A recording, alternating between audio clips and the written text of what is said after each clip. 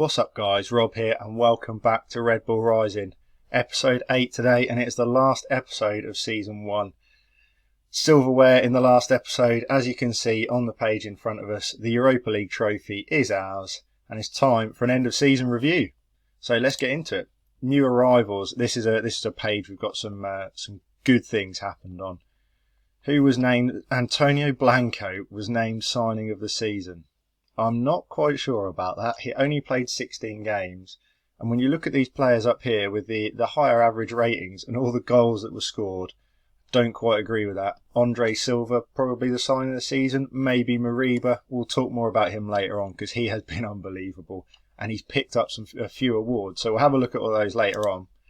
In terms of transfers out, Upamecano, obviously he scored against us. That is upsetting. And there's been some good performances from our boys that went out in January. Lima, Angelino, both went to Newcastle. Both above a 7, both doing okay. Who else have we got? Sabitzer down there, played well for Bayern Munich.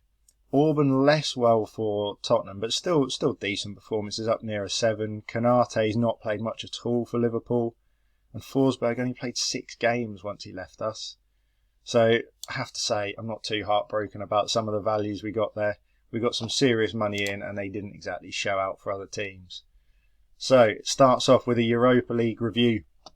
We finished winners. Andre Silva finished top scorer. Simple as that. And you can have a look at our results once we got into the Europa League. Obviously got knocked out of the Champions League at the end of the group stages. And we beat Real Sociedad, Lyon, Napoli, Real Madrid and Lazio, and we only dropped one game, and that was a 1-1 draw against Napoli in the first leg of that. So no complaints about that whatsoever. In terms of the Champions League, obviously a slightly disappointing performance. Still got 9 points though, which in a lot of groups would be enough to get through, but our head-to-head against Man United just wasn't quite good enough.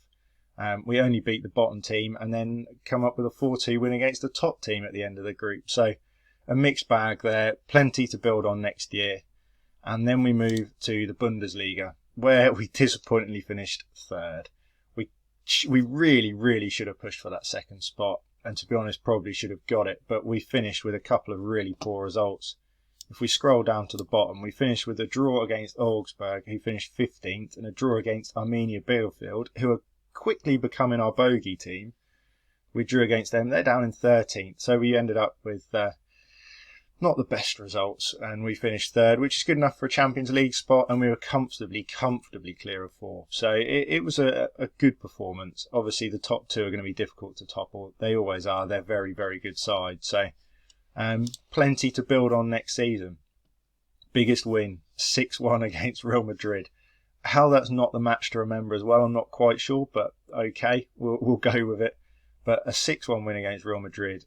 What more is there to say about that? 6-2 against Dynamo Kiev. We love a goal, we do. Absolutely love a goal. Financially, success definitely helped the club's finances. That's all we needed to hear, really. Sponsorship is up, broadcast revenue, everything. Competition prize money. We got 70 million from the Bundesliga, and I think we picked up about another 20 or 30 through the European competitions as well. So a really good financial position. Andre Silva, the best shirt seller. And then some of the 4 attacking midfielders picking up the other top shirt sales. In terms of our best lineup, has it actually managed to get this right for once?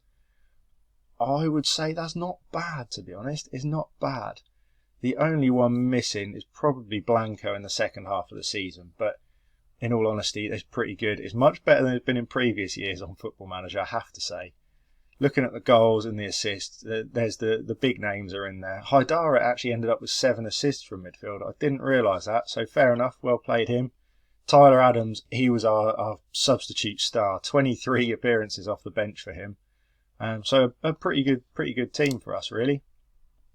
Accolades. We finished 2nd in manager of the season in the league. In terms of club awards, Poulsen fans player. Interesting. Mariba young player and Blanco signing of the season. So Andre Silva goes without any of the top awards, having scored 37 goals in a season. Obviously got the top goal scorer award, but still probably deserved something a bit more than that. Silva highest average rating, player of the match, Silva. Goals, silver. Feel like he's been robbed a touch there. And competition awards, this is where Mariba comes into his own. What a season this lad has had. He won African Midfielder of the Year, European Golden Boy and Next Gen as well. And then he's topped it off with German Players Newcomer of the Year for the league as well. So he's been unbelievable. Hopefully he can build on it. Still only 19 years old, this lad. In terms of records broken, lots of records broken. It's our first season, so as expected, lots of change in those ones. And then history in the making. Europa League winners. What can we say? Absolutely phenomenal finish to the season. So happy with that. And if we move forwards, season review. Got off to a tremendous start, propelled them into second place and platform to challenge for the title. Is there any news items down this side that we're interested in? Let's have a look, see if there's anything that jumps out. We'll have a look at club expectations, things like that in the future. But player of the season in the Euro Cup, Yusuf Poulsen finished in third in that. Immobile won the Golden Boot with 12 goals. Andre Silva with 10. And we ended up with 3 players in the team of the tournament. Obviously, we didn't play the group stage, so it's a little bit more tricky for us to get players into the team of the tournament. But Mukiele, Guardiol and Andre Silva all finish in the team of the tournament. What a season they have had. Taking a look at the squad then, looking forward to next season. I know that Yusuf Poulsen, I saw a news item earlier, he's wanted by Tottenham in a possible £55 million transfer. He's valued 80 to 87, so hopefully we can squeeze a bit more out for that. But I would be very open to selling him. He had a good season, but I feel like we could get him some real quality for that much money. Elsewhere, Mukiele, I mean, he's going to be impossible to keep hold of. A transfer value of £14 million, and he's got all of these teams involved. Barcelona, Napoli, Inter, Roma, Tottenham all want him. I can't see us keeping hold of him at all. I just can't see it happening. Elsewhere, you've got Nkunku's wanted, 60 million. I'll probably take that. Carranza, who we signed for nothing, is wanted on loan. Dani Olmo is another one. Barcelona want him, and he's worth another 50 million. So we could get some big fees coming in for them. In terms of where we want to strengthen, fullbacks is the obvious one. Zagaritis, we brought him in as a stopgap from January, and he's just not great. He's not great. I think we've actually got a lad out on loan who might be half decent. And obviously at right back, Mukiele is our only real option, only good option at right back, and he's obviously very likely to leave. So we do need to get something to replace him. Galashi will most likely be sold, so we may have to bring in a backup goalkeeper as well, and probably just a little bit more depth in centre mid. We have got one transfer we made in January that we forgot to talk about, but Nicolo Rivela is joining us at the start of the transfer window. This lad, he's only 20 years old and he's got a lot of potential, already a well-rounded midfielder, so he will slot straight into the team and help with that depth in midfield. But we'll see. We may make another addition or two in there. We'll have to wait and see on that one. But yeah, that's where we're going to leave it for this season.